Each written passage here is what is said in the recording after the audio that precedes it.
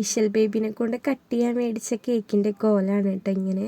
അവളത് കട്ട് ചെയ്തില്ല, കേക്കിൻ്റെ കോലം മാറുകയും ചെയ്തു. അങ്ങനെ ഞാൻ ഇക്കും അത് സന്തോഷത്തോടെയും സ്നേഹത്തോടെയും കട്ട് ചെയ്തു. ഞങ്ങൾ രണ്ടുപേരും ഒരുമിച്ച് കേക്കൊക്കെ കട്ട് ചെയ്തിട്ട് ഒരുപാട് നാളായി. അപ്പോൾ അതിനുള്ളൊരു അവസരമായി മാറിയത്.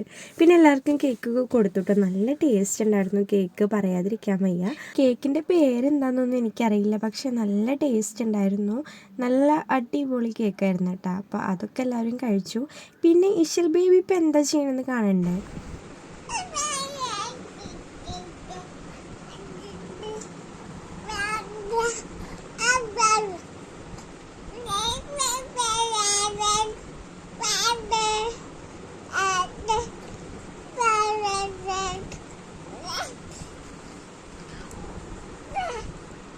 പിന്നെ ചെയർ ആൾക്ക് ഭയങ്കരമായിട്ട് ഇഷ്ടപ്പെട്ടിട്ടുണ്ട് കേട്ടോ. അതിലൊക്കെ നന്നായിട്ട് ഇരിക്കുന്നുണ്ട്. അതിലങ്ങനെ ഇരിക്കുമ്പോൾ വാശിയോ കരച്ചിലോ ഒന്നും ഇല്ല. ആൾക്ക് ഭയങ്കര ഇഷ്ടമാണ് ചെയറിലിരിക്കാനായിട്ട്. ഫുഡ് കൊടുക്കാനാണെങ്കിലൊക്കെ ഞങ്ങൾക്കും ഭയങ്കര യൂസ്ഫുള്ളാണ് കേട്ടോ ഇത്.